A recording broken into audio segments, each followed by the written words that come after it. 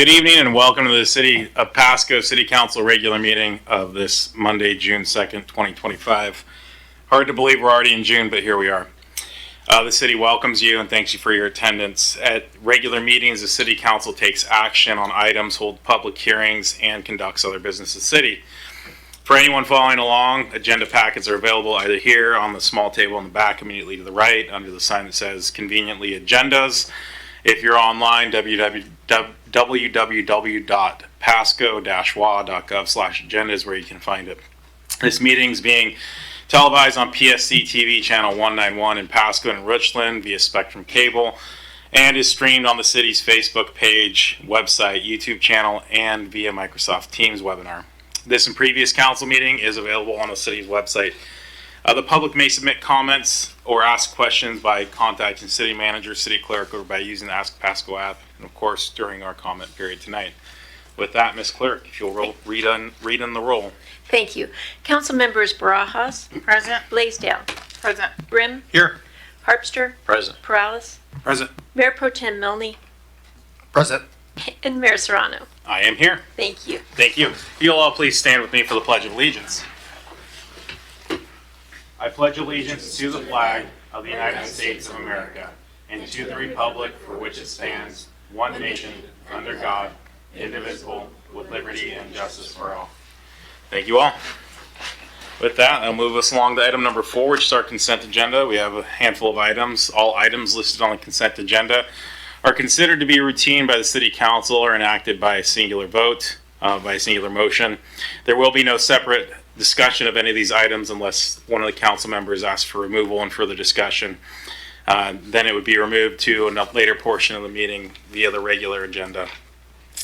So with that, item A is approval of meeting minutes for May 19th and May 27th, 2025. Item B is bills and communications, approving claims in the total amount of $4,387,389.29.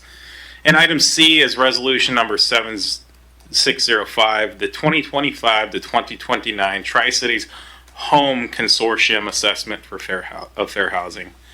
With that, do we have anyone seeking to remove any of these items? Hearing none, Mr. Milne, can we get a motion, please? Thank you, Mayor. I move to approve the consent agenda as read. Second. Motion by Mr. Milne and second by Ms. Blaisdell. Ms. Clerk. Councilmember Barajas. Yes. Councilmember Blaisdell. Yes. Councilmember Grimm. Yes. Councilmember Harpster. Yes. Councilmember Perales. Yes. Mayor Pro Tem Milne. Yes. And Mayor Serrano. Yes. It passes unanimously. Thank you, Madam Clerk. With that, we'll move on to item number 5, which is proclamations and acknowledgements. They're not listed. Moving along to item number 6, we have public comments. Now, this is the opportunity for the public to address council on items unless it relates to a scheduled public hearing.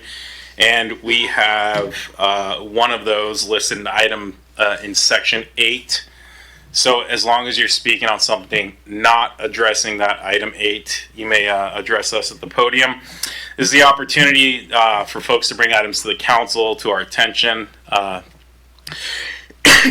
provide your opinion on an issue. It's not an opportunity to provide for debate or expecting some sort of immediate response either from staff or from council, as some questions do require deliberative information and further consideration. We do appreciate your participation. Comments are limited to 3 minutes, as you'll see by the clock that's running to my right. As you approach the podium, it'll be to your left. And those with lengthy messages are requested that they summarize them, and then you're always welcome to submit further comment, again, as I mentioned, via the Ask Pasco app, city manager, city clerk, or if you have handouts, you can hand them to the lovely city clerk, who will then pass them down to us. When you approach the podium, if you can provide us your name and your county of residence, that'd be great. So with that, I'll make a couple of calls. This is the first call for public comment. Go ahead.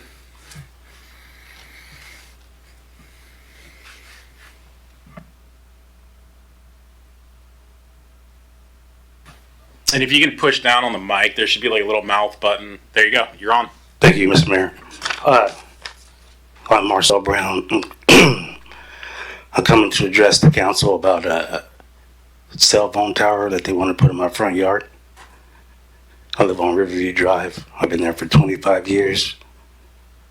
I have grandkids that are growing up. It's radiation, property value, and a whole bunch of other things. And I don't think that I should have to pay taxes every year on those, the place that they were going to put it. And then they can say, well, I just do whatever I want. So if they own it, then why am I paying taxes? So I just don't think that they should be able to put that there. That's about it. I just don't want it there. We certainly appreciate you bringing that to our attention. Thank you. Ma'am?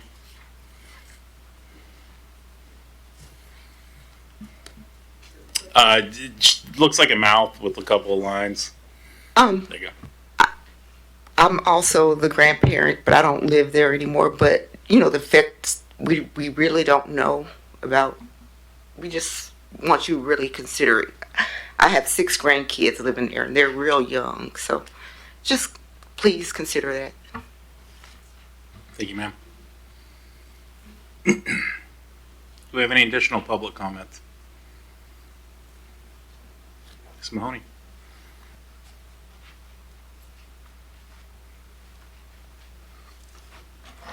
This on? Yeah. Mary Mahoney, Pasco resident, to Pasco via RCW 42.56. Pasco City Attorney Lee Kerr took an oath to follow the U.S. Constitution that says no person shall be deprived of life, liberty, or property without due process. Yet, Mr. Kerr authorized animal control with the right to seize, kill, and/or send our family dogs and pets to WSU for research without the semblance of due process. So Mr. Kerr did not tell the truth when he took his oath to follow the Constitution and to comply with due process. See files for Bell, Jake, Kilo, and thousands more.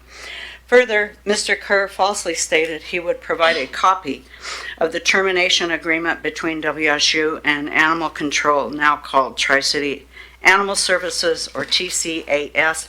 Mr. Kerr did not provide the termination agreement, and Animal Control continues as an animal research provider to WSU, and also as a high-kill facility with no spay-neuter program and no adoption program. See Tri-City Animal Services rehire Angela Zeiler's quote, "The dogs euthanized at WSU were ones we would have had to kill anyhow," end quote. With that, provide how much money WSU pays Pasco, the Animal Control Authority, and/or Tri-City Animal Services for our dogs and cats for WSU research. Provide Tri-City Animal Services Zegan Zeiler's training in humane euthanasia methods to end botched and painful deaths that Animal Control calls, quote, popcorning the dogs and cats, end quote.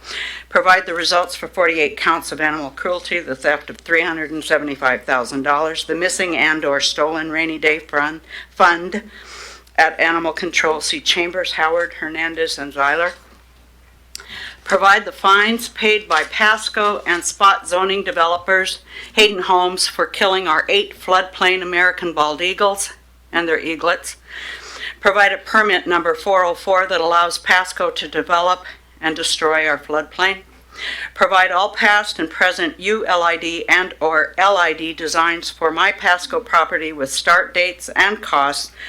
Include all Pasco officials' communications regarding harassment and retaliation against me and my property. See requests made by me on May 5th and May 19 to Pasco regarding payments to ex-Pasco Mayor Matt Watkins regarding his directorship or his LLC and Watkins Endeavor LLC. How much are we paying him? And Pasco's cap bonds. My comments are for the record and to put Pasco on notice. Thank you. Do we have any additional public comments? Yes, ma'am.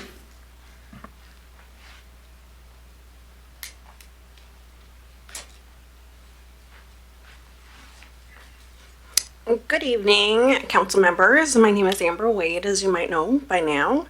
I live at the Sands Mobile Home Park in Pasco, and I know this might seem like an unusual comment, but I'm here today to honor someone who has quietly given so much for our city. This week, Becky, the very first resident of the Sands Mobile Home Park, is preparing to move now after 55 years in the same home. She's in her 70s now, and while this is a big transformation, she's meeting it with strength and grace. Becky has been the heart of our park. She's someone who checks in on neighbors, helps people through hard times, and has never asked anything in return. She's supported children, veterans, the elderly, and anyone in need quietly and consistently. She's been a source of stability, kindness, and community for generations, and now we want to return that love and support to her. We are inviting anyone who can lend a helping hand for her to move tomorrow and Wednesday with care, dignity, and gratitude from everything she has done for us. The address here at the Sands is 1416 North 1st Avenue, Lot 21. She will need help Tuesday at 2 p.m. That's tomorrow, and Wednesday bright and early at 8 a.m. She will be traveling with her family clear back east. I keep getting the state wrong. Let's give Becky the send-off she deserves after 55 years of showing up for others. It's our turn to show up for her. Thank you. Thank you. Do we have any additional public comments?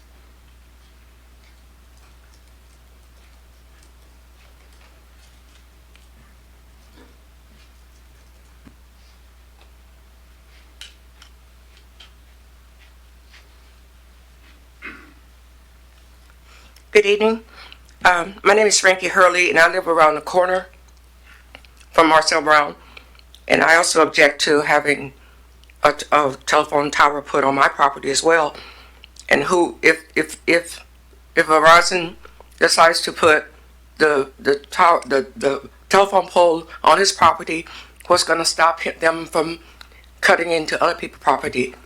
And we also know that the tower, the poles, irradiates some type of poisoning, and so I would totally object to that. And I think each property owner should be able to object to that and have you all address those concerns. Thank you. Thank you, ma'am.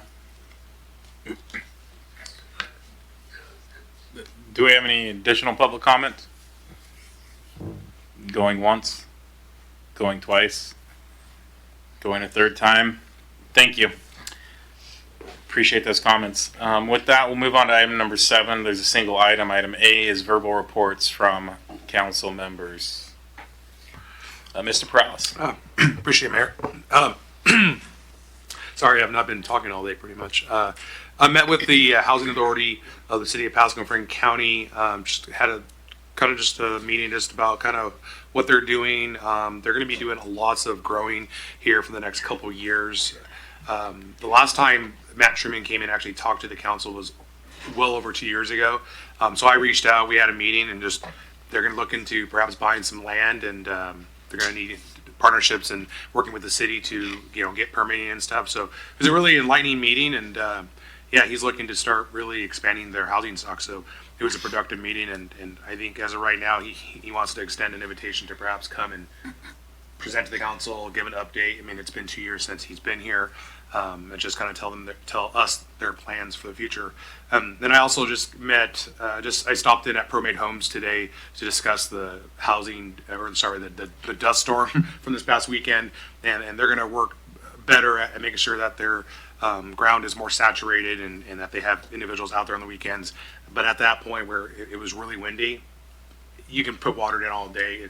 It was so windy, the water was just kind of just flowing in the air. So I know a lot of people were upset on social media, people who reached out to me, maybe other council members, but ProMade is going to do better. And so I guess we'll just find out on the next dust storm. Thank you. Thank you, Mr. Prowse. Ms. Blaisdell. Sorry. Thank you. I attended the Visit Tri-Cities board meeting last week. Hector Cruz shared that the Washington Recreation Park Association had the opportunity to visit downtown Pasco and eat some good tacos. So they were pretty impressed with downtown Pasco. Also, I attended the District 2 Community Police meeting. Areas of concerns were racing and mini bikes as the weather gets warmer. And I also attended Farmers Market this last Saturday, and I believe that'll be going on every Saturday until October. Is that correct? So, and that's from 9 to 1. Thank you, Ms. Blaisdell. Mr. Milne. Thank you, Mayor. On Thursday, I had got to come here to City Hall, and we had some students from Virgie Robinson Elementary. They got a tour of City Hall and the police department, and I got to play mayor, and they had wanted to know all about council and told them all about it, and I had 2 classes, and it was quite a lot of fun, and the students got to sit up here at the dais. Everybody wanted to get the mayor's spot. My spot wasn't as everybody wasn't fighting for that one. So, but anyway, it was good. It's been a couple hours, and again, hopefully represented the city well. And then on Friday night, I did attend the TCRA graduation with the local firemen, and it was really good. Had a good turnout. I was also Councilwoman Brajas was there as well. So I think we're the only 2 elected officials there, but it was a good time, and it was really good to see the upcoming graduation class, and they did a video and get to hear their stories. And again, I was glad that I was able to take time out of my Friday evening and be part of that. That was me. Thank you, Mr. Milne, and thank you for covering that event. I'd hoped to come to see the kids, but duty called, and I got to see the beautiful city of Spokane. That's certainly not as good as the city of Pasco, but I won't pull punches. Ms. Brajas. Thank you, Mayor. Well, just wanted to mention that, yes, I was at the graduation. Very proud moment to see, 16 graduates. But I do want to highlight 2 of those graduates that came to Pasco, and that will be Cooper Famright and Jerome Needhold. So congratulations to them, and welcome to City of Pasco. Also did attend a luncheon, but I'll leave that to Mr. Harpster to talk a little bit more about that. But again, congratulations, Fire Department. Thank you, Ms. Barajas. Mr. Harpster. Yeah, I attended a luncheon with Ms. Barajas. No, we attended the Tri-Cities Chamber of Commerce luncheon, which was legislative update from Senator Torres, Senator Binky, Representative Clicker, and Representative Manjarez, I believe is how you pronounce her last name. It was sort of a depressing presentation. We all know already what's happened, but I did want to note Senator Binky's remarks at the end kind of brought it all full circle. And if I could summarize his comments, it was something like, there's wins and losses, a lot of losses for those folks this year, but we keep fighting and we keep pushing. And in the meantime, we respect the people who are in the position they're in. He specifically mentioned Governor Ferguson, and keep trying to work together and make our communities better. And so that took me from sitting there wishing I hadn't attended, frankly, to just more motivated to keep doing what we're doing up here and keep supporting them as we can. So it was a good luncheon. And then Saturday, as Councilwoman Blaisdell mentioned, I did attend, I guess, the farmers market.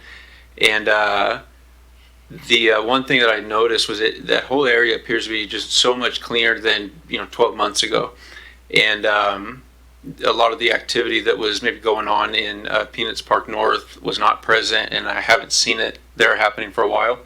And then talked to a couple different business owners there, and they passed along their kudos to staff for the work that's been getting done in that area. So I wanted to pass it along to all of you. And it's just great as a council member for a city that I really truly love and have grown up in, to hear stuff like that from people and see really good sized crowds. Typically this time of year, before all the crops start coming off, it's a little hard to draw some crowds out there, but it was noticeably busy, and they had a kids band out there and stuff. So I think lots of good progress being made there, and really cool to see. Thanks. Thank you, Mr. Harpster. Mr. Grimm. Thank you, Mr. Mayor. Speaking of food, I forgot I attended a fundraiser for the Boys and Girls Club with Benton Franklin Transit, and the new CEO there, Thomas Stross, just really brings a lot of new energy, passion, and excitement. Some of you may have seen online that they are starting express trips to the Tri-Cities Airport, and more kind of investment as it directly relates to Pasco. He has envisioned this perhaps a little bus, as he calls it, the shopper, that maybe just takes little trips around downtown Pasco, connecting people with close residents to kind of the downtown shopping areas. So he really comes to the table just with some great ideas, great enthusiasm, and even for somebody like me, it's inspiring to be around. But Boys and Girls Club looks like they had a very successful fundraiser, investing in the lives of so many children in our community. So great turnout and great to be a part of. Thank you. Thank you, Mr. Grimm, and thank you for attending that. If that's the breakfast, I'd hoped to attend that, but same reason I missed. I was out of the area. Wednesday, I had the opportunity to cross the river. A friend of mine, Sergeant John Davis, received what they call the John Goldsberry Award. This was by the Rotary Club, and really the ultimate goal is to not promote in the sense of giving him a promotion, but promote an officer who embodies service above self. So when I heard he was going to be honored with that award, my wife and I attended. Not so much in the mayoral capacity, but it's great to see folks throughout the community recognizing our great officers, both for fire and police. And so, shout out to John and his great work and his team, and folks at PD and the folks at fire. Thursday, I attended a National Parks Committee meeting. If you're not aware, they're doing some work to the B reactor, so tours are temporarily stopped for about, I think, 2 years. As you can imagine, with one, a behemoth that size, and two, trying to keep the historical authenticity, it's not so easy to replace a roof as it may be with, your shingles or something of that nature. So it's kind of a bummer, but it's the process. It'll bring the integrity of the building and the structure, and again, keep the historical presence. I think what I'm hearing is like a 50-year lifespan that it should add to the B reactor. So once the work's done, it'll be back up for quite some time, God willing. Let's see. In addition to that, and I have a list of places I was somewhere on Friday, and I don't know why it's escaping me where I was. Friday night I attended the Dust Devils game with the Amazon folks that invited me and my son over, and we were recognizing, back to the Boys and Girls Club, Amazon donated $40,000 as a community partner to Boys and Girls Club. Robert, the Youth of the Year from Pasco, was one of the individuals throwing out the first pitch, so it was pretty cool to recognize not only the commitment and the partnership between Amazon and our community, but also, recognize one of our local youth. So that's always exciting. I think that's about it for me. So with that, we'll move on to item 8, which is hearings and council action on ordinances and resolutions relating thereto. We've got a single item, item A, which is a public meeting and resolution number 4606, accepting notice of intent to commence Annex SG Land Management LLC and Horrigan Farms LLC. It's a 10% annexation petition, and this is going to come from Director Miller. There's the button. Thank you, Mayor. Good evening, Council. Tonight before you is a resolution to accept a notice of intent to commence the annexation procedure. And this topic was discussed at a prior meeting. And the purpose of this meeting is to set the stage for the next steps in the process, where staff will take in the annexation application and begin reviewing it. And then eventually the specifics of this application will be brought forward back to Council. And so during the public meeting, Council is, as outlined in code, reviewing these 3 key items: the annexation area itself, and staff is proposing that we modify the annexation area to include the portion of Burns Road that's located north of the project site and north of other neighborhoods that are already in city limits. So staff is recommending motion B tonight for consideration. And the second item to consider related to this is whether or not a simultaneous adoption of zoning regulations will be required, and it is likely that staff will go ahead and recommend that route. We do want to review the application, and then when it comes back, have a formal application or a recommendation within that. And then the final item is whether or not there's an assumption of bonded indebtedness that is required for the site, and that will be reviewed in the materials. So staff is requesting a motion from Council and recommending motion B. Happy to answer any questions if you have any. Do we have any questions or comments? Seeing none, this is listed as a public meeting, so I suppose I need to, and I'm not opening a hearing. Am I offering No, comment period? this is one of our one-offs in the statute. The legislative body is required to hold a meeting in public with the initiators. So typically what we do is just ask if the initiators are here and they would like to speak on this matter before you move forward. Yeah, no, at this point, it's not a public hearing. Okay. Yeah, I caught that and I forgot the distinction. So is the initiator here? I'm going to assume that silence means no. I guess going once, going twice, third time. Okay. It sounds like the initiator is not going to speak. So with that, having no comments from council or questions, go ahead and move forward with the motion, Mr. Milne.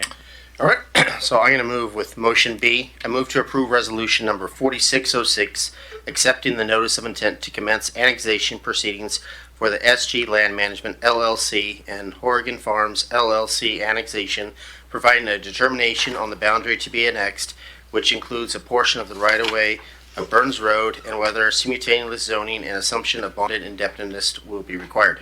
Second. Motion by Mr. Milne, second by Ms. Blaisdell. All in favor, say aye. Aye. Aye.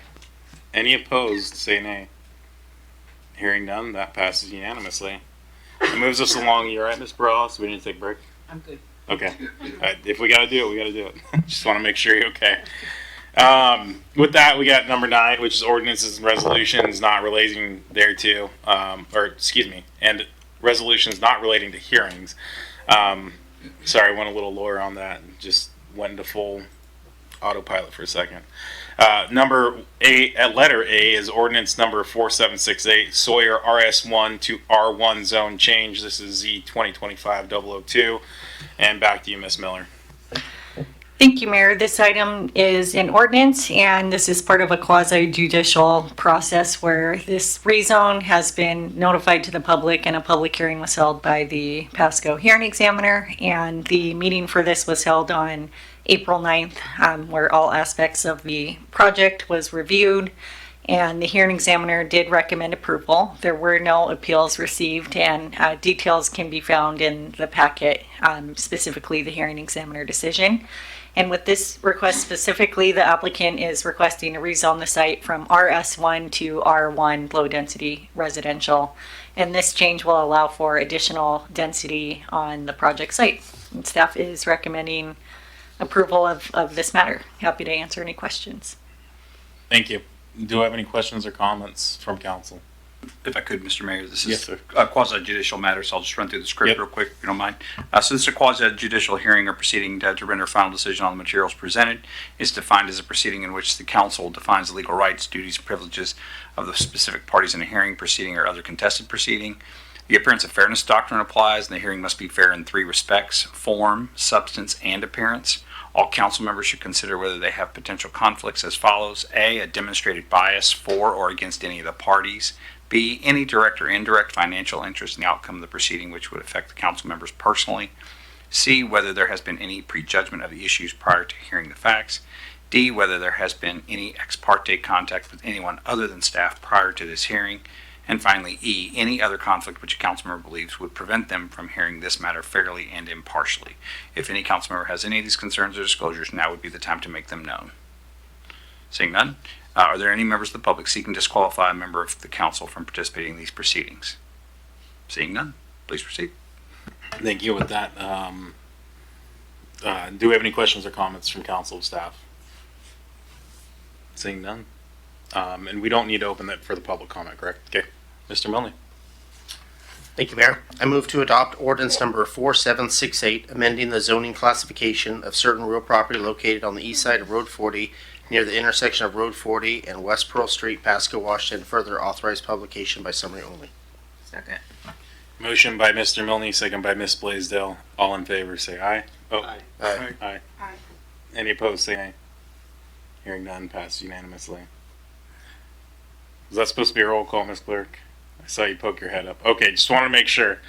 I saw you give me that look. I thought I was in the right lane. Just wanted to make sure.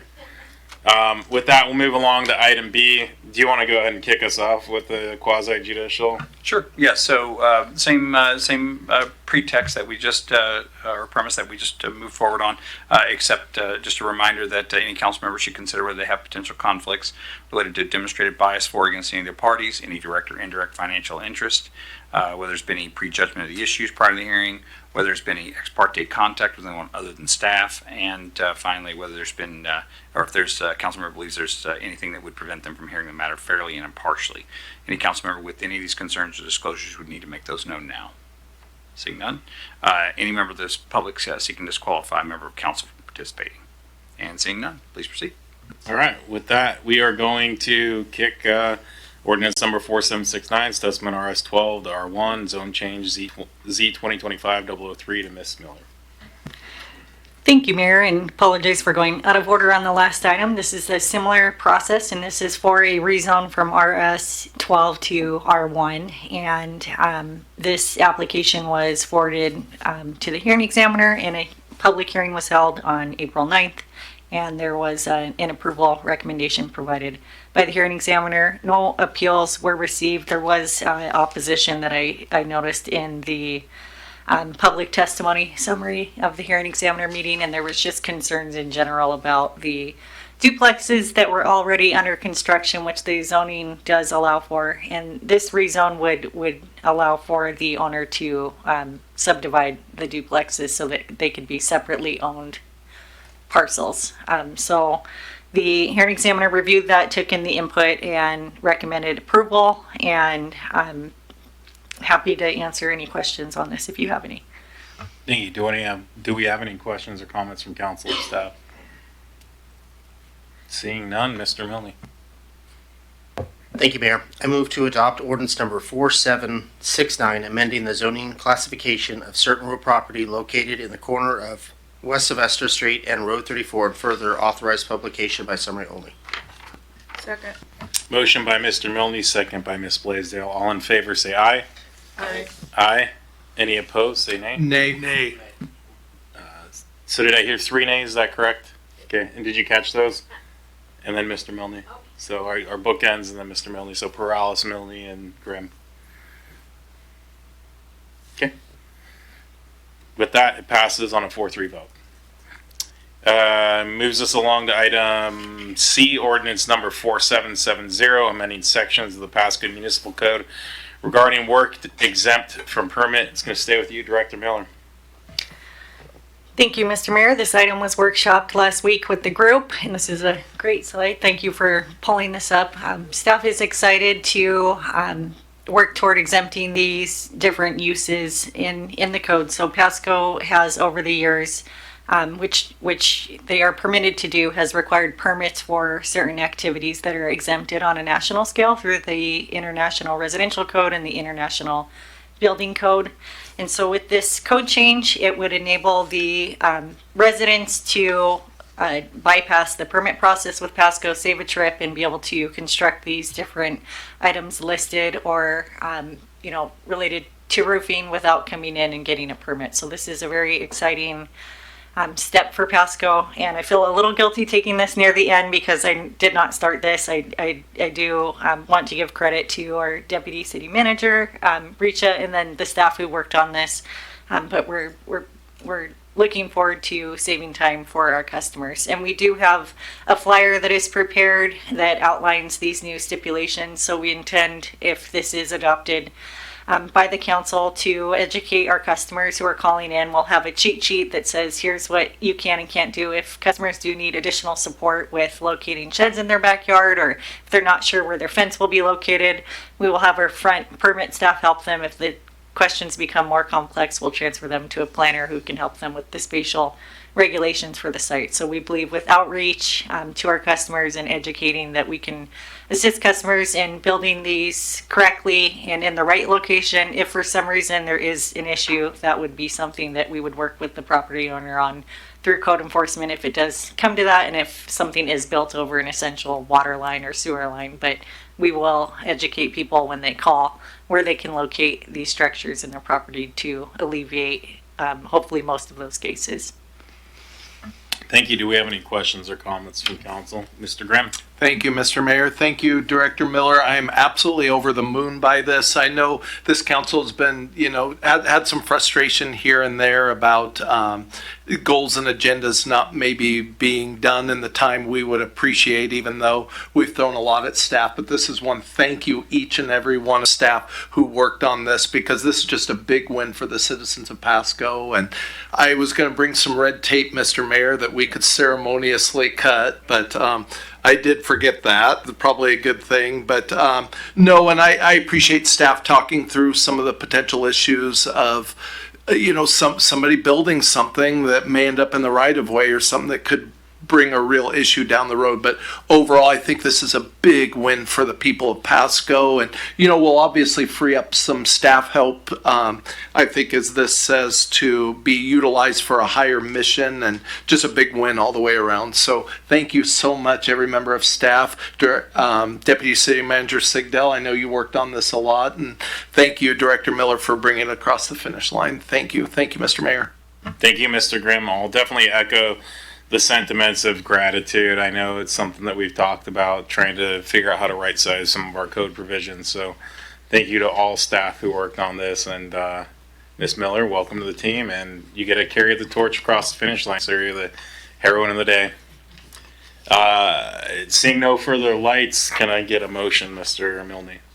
Thank you, Mayor. I move to adopt ordinance number 4770, amending Pasco Municipal Code sections 16.05.050, 12.040.100, 12.04.120, 19.10.070, and 25.180.050 regarding work exempt from permit and further authorized publication by summary only. Second. Thanks for the quickness on the mic there, Mr. Graham. No personal investment there. So we've got a motion by Mr. Milne and a second by Mr. Grimm. All in favor, say aye. Aye. Aye. Any opposed, say nay. Hearing none, that passes unanimously.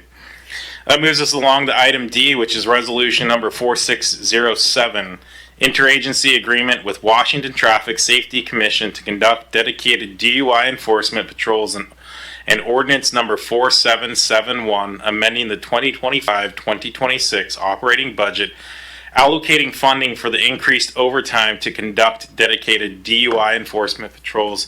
It's listed as Chief Roski, but is it Lieutenant or Sergeant? Lieutenant Decker? Lieutenant Decker. All right, got you right. Not as attractive as Chief Roski, but not bad. We still like you. Well, thank you. I'm your guys' favorite, aren't I? No one's our favorite, but you're all our favorite. All right, it's not about me. Let me get you. So I'm seeking your guys' council, mayor, thank you very much for being here. I'm seeking your approval for a grant that has been funded. Just waiting for approval from this council, from the Washington Traffic Safety Commission / federal. It's a grant that we had sought previously for a year program. We weren't part of that. It was awarded to 2 other departments, but in that, the Pasco shines so bright that they gave us a second grant that they put aside for us. So I'm requesting approval of a grant for $43,500 in grant funding to support a targeted impaired driving prevention initiative. This project will fund overtime DUI enforcement shifts, overtime mentorship focused on DUI investigations, and enhance public education efforts through outreach and social media. The grant also covers the purchase of DUI-related equipment, including LiDAR speed detection units and portable breath testers. These resources will enable Pasco PD to increase proactive enforcement, improve officer proficiency, and expand the reach of traffic safety messaging, particularly in non-English speaking communities, which the grant is also funded. The initiative directly addresses the growing concern of impaired driving in Pasco, where DUI arrests have increased in 2024 and continue in 2025, and impairment remains a leading cause of fatal crashes. By investing in the strategic enforcement, officer development, and community education, this grant supports a comprehensive approach to reducing collisions, saving lives, and reinforcing the public trust in the traffic safety efforts that Pasco has put forward. As Pasco continues to grow, this program will help ensure we meet the rising demand for safer streets and accountable enforcement. I can take any questions if you have any. I see Mr. Grimm. Thank you, Mr. Mayor. Thank you, Lieutenant Decker. I just want to thank you for your work on this, and I look forward to having some more enforcement dollars, especially ones that don't have to come out of our budget. It was just last week I was kind of highlighting information, or the week before now, from the COG, just talking about the rise in serious injuries and fatalities here, especially in Franklin County and everything. So really appreciate any more emphasis and enforcement we can have. And it's probably the number one thing I think probably a lot of, I know me for sure hears from constituents just as far as just woes of traffic and everything. So really appreciate you guys taking advantage of this, and I know you will. Thank you so much. Thank you, Mr. Green. Ms. Baraha. Thank you, Mayor. Lieutenant Decker, this might be a question that I'm not sure you're going to be able to answer, but you can definitely come back with it. Just a quick question in regards to around the last two paragraphs on the discussion part. It says that there is external funding with no local match requirement. Can you just elaborate a little bit about that and what it means? I can address that if you'd like. Essentially, usually many grants come with requirements of a 5%, 10%. So if they are giving us $100, then we need to, if it's a 10% matching, we need to provide 10 local dollars to the grants. So you really cannot get the $100 without spending $10. And so essentially this grant does not have any matching requirements. So whatever we get from the grant, there's no requirement for any of the city's funds to be spent in order to qualify for those funds. Thank you. That's what I needed. Every dollar they give us is a dollar we can spend. So I'll have to make weekly reports to Washington Traffic Safety Commission for what we do spend for that week, and provide data to them why I'm doing what I'm doing. So the benefit to this is, I'm sure we're all familiar with the Teen Target Zero program. That I run based upon their data and where they want us to do enforcement. With this grant, with the data I have, whatever the need for Pasco is where I can push the resources to. So it doesn't have to be targeted what they want. I can push it to where our data says we need help doing this, and use that money for those resources. Perfect. Thank you. Thank you. Just a couple quick things and then hopefully roll into motion. Do you anticipate this is going to be more, I know it's enforcement, do you foresee it being like stops with, like a reader board or active patrolling? Both? It's everything. So this grant covers everything from getting new equipment for those officers that are out there so they have it, so it doesn't affect patrols resources from what we already have. So it gives them new equipment so them to go out and hunt down impaired drivers. It covers everything from social media, paying them to be in overtime to do social media posts, to go out and do interviews with the radio shows, to do Spanish-speaking radio, that kind of thing, all in overtime, to do a whole board from everything from social media to putting the reader boards out, those kinds of things. But the majority of it, the bulk of that money, is for straight enforcement. And as of right now, we're a little behind because of just the way how things lagged with getting that grant in. So I actually have, once this kicks in, I'll have to be able to put out extra patrols once this starts. So it won't impact the staffing at Pasco because it's an overtime detail that we will be scheduling out. So it's going to do everything. And it'll run all the way until the end of September 30th. Excellent. Well, I appreciate that, and I look forward to seeing the quarter end report or whatever September 30th turns out to be. We really appreciate the work y'all do in keeping our community safe. I see no further lights, so Mr. Milne. Thank you, Mayor. I move to approve resolution number 4607, authorizing the interim city manager to execute the interagency agreement with the Washington Traffic Safety Commission and the Pasco Police Department for grant funding to support DUI overtime. Second. Got a motion by Mr. Milne, a second by Ms. Blaisdell. All in favor say aye. Aye. Aye. Any opposed say nay. Hearing none, that passes unanimously. Now to the second one, Mr. Milne. Thank you, Mayor. I move to adopt ordinance number 4771, amending the 2025-2026 biennial operating budget by providing supplement thereto to provide additional appropriation in the city's general fund, allocating funding for increased overtime for the police department to conduct dedicated DUI enforcement patrols, and further authorize publication by summary only. Aye. I'm guessing it's a second. I mean, it can be both. Second. But, I second that, yes. Okay, so- I wanted to say that. well, you can have both if you just sit tight a second. We got, it's okay. We all are. It's a Monday. So Mr. Milne's got the motion. Ms. Barajas has the second. Do we have any discussion on if I know typically we don't do that, but since this is the second motion on the same topic, I just want to make sure we didn't need to cover anything. Seeing none, all in favor say aye. Aye. Aye. Any opposed say nay. Hearing none, that too passes unanimously. That rolls us into item number 10, which is unfinished business. There is none listed. Moving along to item number 11, there's a single item, item A, that's new business. Designating voting delegates and alternate delegates for the Association of Washington City, or the AWC, annual meeting scheduled for June 26th, 2025. Interim City Manager Zabel, looks like you're taking this. Good evening, Mayor, Council. So the AWC annual meeting will occur, as the mayor mentioned, on the 26th, and that's kind of sandwiched into the Association of Washington Cities Conference, which is going to take place at Three Rivers between the 24th of June and the 27th of June. So the annual meeting itself, a little bit different than the meeting. Meeting, you just need to register and you're in there, but the annual meeting, you need to be actually designated by the council as delegates or alternates to be able to participate. Kind of a rough agenda is election of the board, AWC board of directors and officers. There'll be an update from the AWC chief executive officer, update on 2025 legislative session, and then voting on amendments to AWC bylaws and AWC policy statement. So there's a lot of opportunities for council and other city officials to participate in this. Council needs, like I said, council needs to delegate. We need to report in advance who the alternates are to AWC, delegates and alternates are.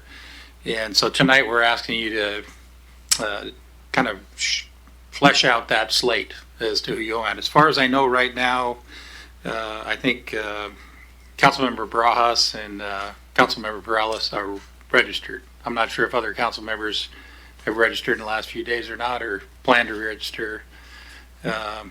You don't really necessarily have to be registered to show up to the annual meeting. You can attend online, or you can participate in it, I believe, in person as well. There's also a number of staff, registered staff are available to be alternates or delegates as well. So my recommendation is that you designate 3 delegates and a couple of alternates. Sounds good, thank you. So before we get into the appointing or whatever we're doing, are any of the other council members not listed and intending on attending? I know, Mr. Zabel, I've sent an email saying I might, but that's as far as I've committed. So I just want to make sure, Okay. So my suggestion is, with that, unless there's a reason not to, we appoint those 3 council members as our delegates. So you're certainly committed, Ms. Blaisdell? Okay. So it sounds like you do have one action item after this, which will be to make sure she's registered. I mean, not you. You can delegate that downward, but for staff. So, I mean, I guess let's go ahead and take these 2 pieces, or 2 actions at once, or 2 separate actions. So the first one would be to appoint our 3 delegates. Would be Mr. Perales, Ms. Blaisdell, and Ms. Barajas. Does anyone? I see your lights on, Ms. Barajas. I have a follow-up question for Dave after we're done with this. Okay. I guess with that, does anyone having discussion? Anyone oppose those 3 names as our delegates? I hear none. So can you go ahead and make a motion on that, Mr. Milne? This would be that first half of the motion. Okay, I move to approve up to 3, Mr. Perales, Blaisdell, and Barajas, as the City of Pasco's voting delegates in the June 26th, 2025 Association of Washington Cities annual meeting held at the Three Rivers Convention Center, Kennewick, Washington. Perfect.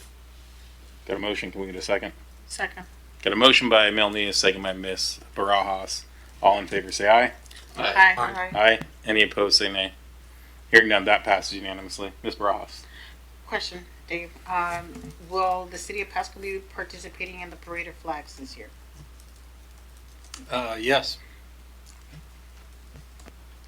Okay. That's all I needed to hear. With that, we still have the second action, which is to appoint our 3 alternates. From that list, now, Mr. Zabel, does this conflict with other sessions, or is this separate from the? Yeah, the business meeting's separate from the Okay, session. so it's not like if we pull, some of our executive staff out, you're missing something that's ultra critical. Yeah, this is, matter of fact, other attendees can sit outside of the delegate area, the non-voting area, and observe. Okay.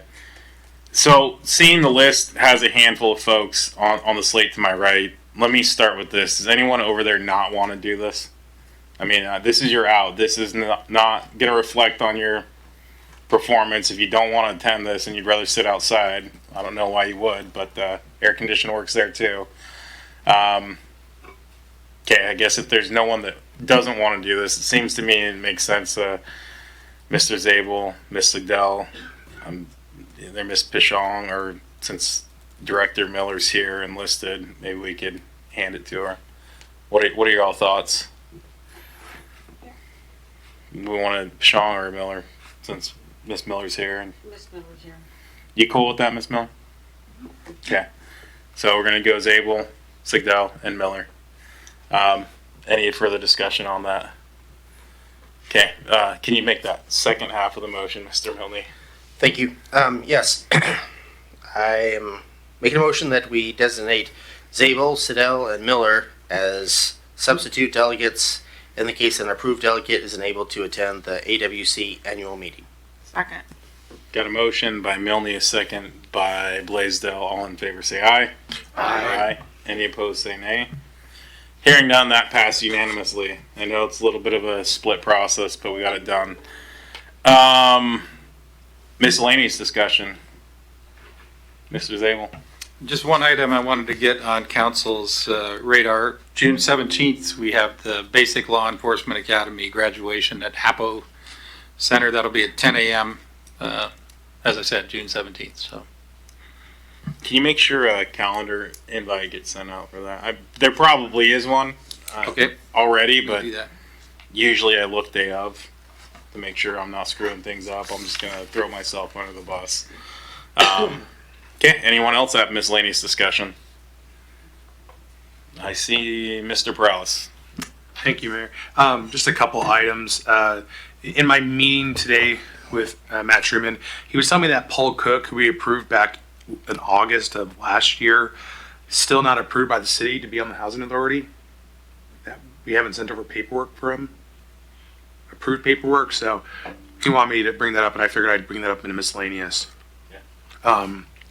And then also I was going to request, can we get more information about this Verizon cell tower? Because I mean, it was essentially a complaint about it, and just I want to learn more about it, and I guess if there is a complaint process, and how does that go?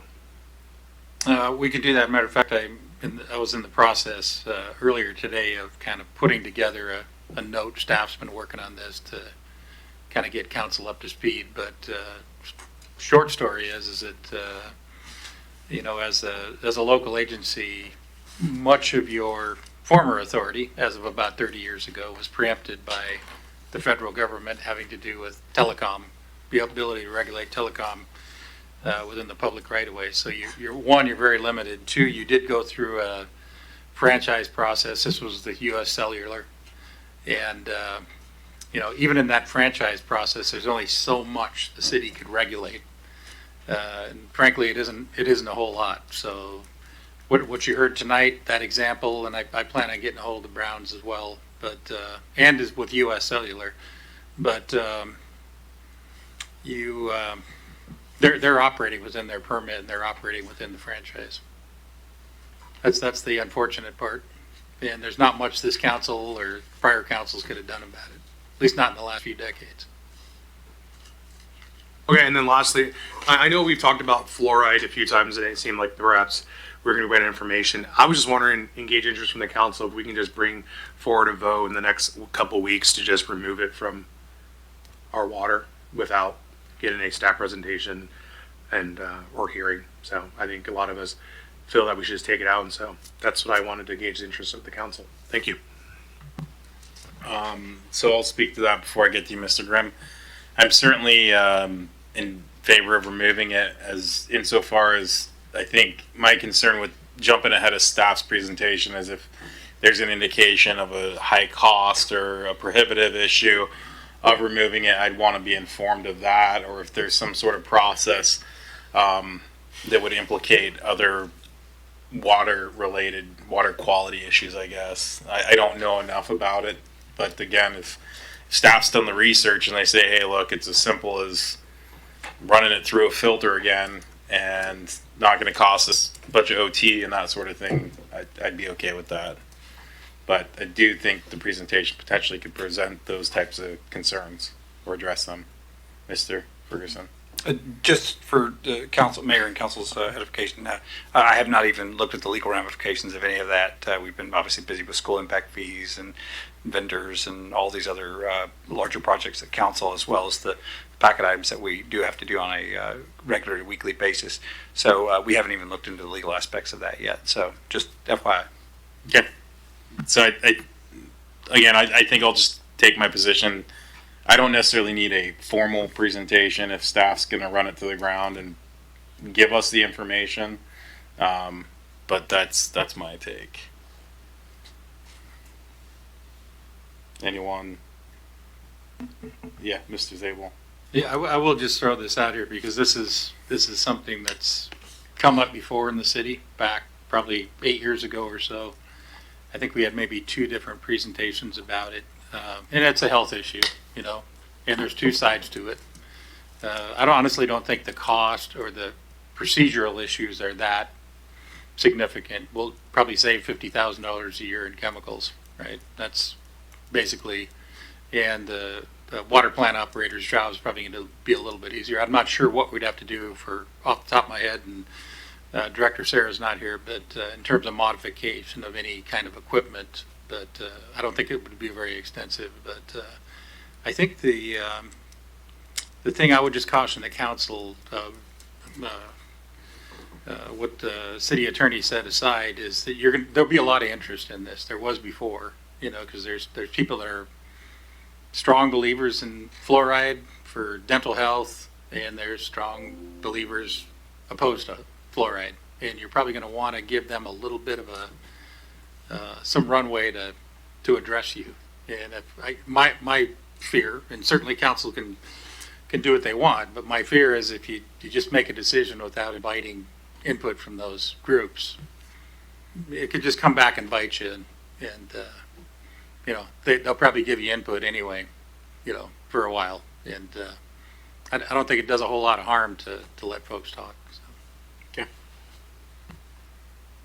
I guess with Mr. Grimm, is your light still on or newly on? Or both? Well, it's both. Let's address fluoride and then we'll go back to yeah.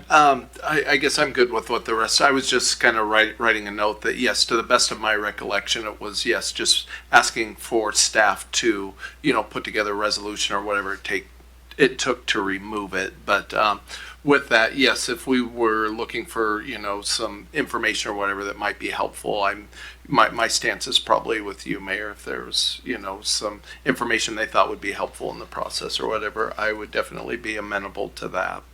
And I think to our legal Mr. Ferguson, his advice is this was still planned for another month or so down the road. So yes, the fact that he hasn't gotten to it yet, I think there's some grace there. Totally understand. So thank you. Okay, Ms. Barajas. It's on that same issue. You're correct, Dave, on saying that it was about 8 years ago, if I'm not mistaken. It was former councilman Bob Larson that had brought it up several times, and we had a full room full of people from the Department of Health and other citizens. So I think it's in our best interest to have that open conversation before we decide on anything concrete. Okay, thank you. Mr. Harpster. A quick Google search indicates that Washington State Department of Health must be notified 90 days in advance of making a decision to start or stop fluoridation. And so Sort of to Mayor's comments, I'm certainly in favor of removing it. Several cities across the state have been doing that in the last couple of years. But even if we wanted to vote next week, I think we need to, I'm not an attorney, but it seems like notify the Department of Health, then 90 days later make a decision at a minimum. So just my 2 cents. Sounds good, Mr. Milne. Thank you, Mayor. Yes, I'm also for removing it. I've done quite a lot of research, I think, on this, and brought it up at a couple of retreats, but it didn't go anywhere. So it's good. At least we're gonna vote on it and see how it goes. Are you looking for a presentation? Sorry. Let's just do it the correct way. So what Mr. Ferguson recommends, I'll just let him decide and then go from there. But as long as it's going to come up for a vote this year, that's what my main concern is. Okay. Ms. Blaisdell, you have anything? I would like to go the proper channels. Okay. Mr. Prowse? Hey, I was just gonna say, then can we direct the city staff to notice to the Department of Health, Washington State Department of Health, that we're looking to do this, and then as that plays out, we can get together information, have presentation, and then we can make a vote. Seems like prudent to me. Go, Mr. Grimm, you went on. and on. No, I want to just get back to Mr. Brown at some point. Okay. Mr. Mayor, thank you. I guess from my perspective, I'd like, in case there's something in that process and notice, I'd like Mr. Ferguson to advise us. That's my take. You know, I feels like it's, if there's a process, if we're just going to unilaterally say we're going to start it, that's great, but I don't know that what it takes to bake it out. Now, if it can be elevated up the sheet, that's great. That's my take. Does anyone have any different opinion?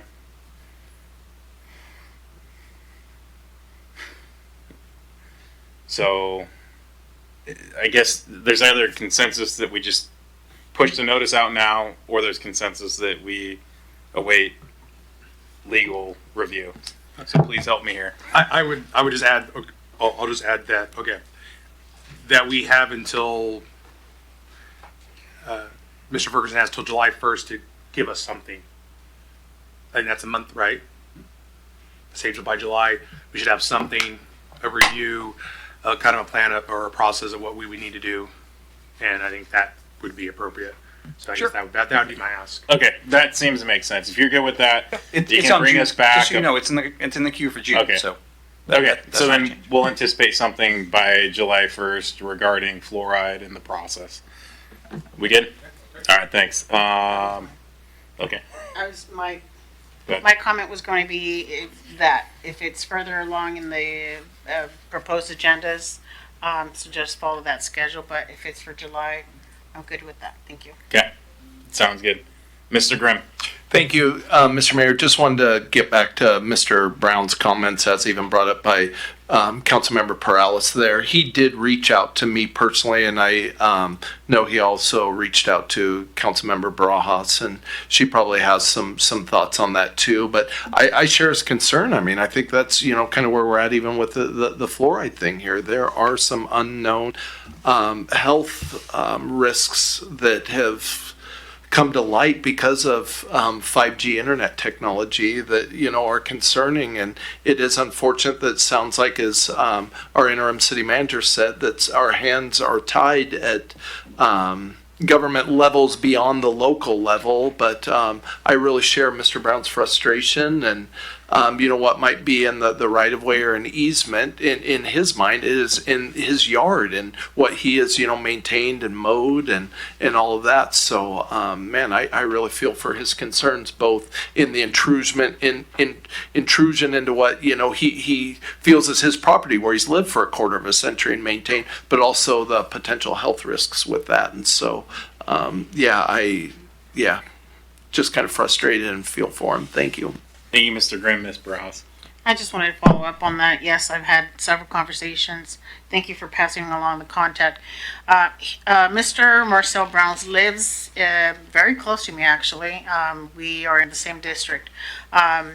Did reach out to him, had a conversation in regards to his frustrations around the antenna that is literally going to be well, the proposal is that it's going to be in his front yard on an easement, just what, 3 feet from the sidewalk, basically.